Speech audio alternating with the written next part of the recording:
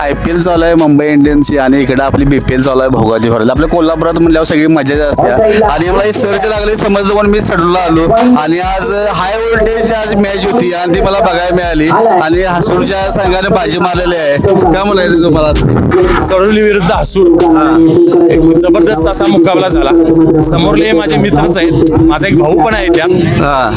तर खेळ खेळाच्या ठिकाणी असतो पण खरंच सामना खेळताना एक संघर्ष जो बघायला मिळाला जिद्दीचा आणि खेळात हार विजय होत असते त्यात आमचा विजय झाला. बरोबर पोरं आपली चांगली खेळ बॉलिंग चांगली टाकली. सुनीलदावर विश्वास होता, सुनीलदा चांगली बॅटिंग केली. शशी गुंड्या यांनी फिल्डिंग चांगली केली. एके आहे सगळ्यांनी संघर्ष करून त्या मॅच मध्ये प्रत्यक्षात प्रत्येकाने 100% दिल्यामुळे आपण त्या मॅचला विजय करू शकलो आणि असाच इथून पुढे परफॉर्मन्स राहून दे. सगळ्यांनी टीमला शुभेच्छा आणि आपल्या पोरांना शुभेच्छा. आणि हाय व्होल्टेज मॅच झाली आणि गेले गेले तुम्ही षटकार मारला, कसं वाटलं? नाही तो षटकार मारणं गरजेचंच होतं कारण की पाहिलं तर ह्या एक 6 बॉलला 6 धावा होणं पण कठीण आहे आणि एखादी जर विकेट चुकून जरी गेला आणि 2 बॉल डॉट गेलं तर ती परत मॅच मध्ये येणार होती. त्यामुळं षटकार मारणं त्या 2 बॉलमध्ये एक चौकार किंवा षटकार येणं गरजेचंच होतं. बरोबर मला संधी दिली आमच्या टीमनं, सगळ्यांचा मी आभार आहे.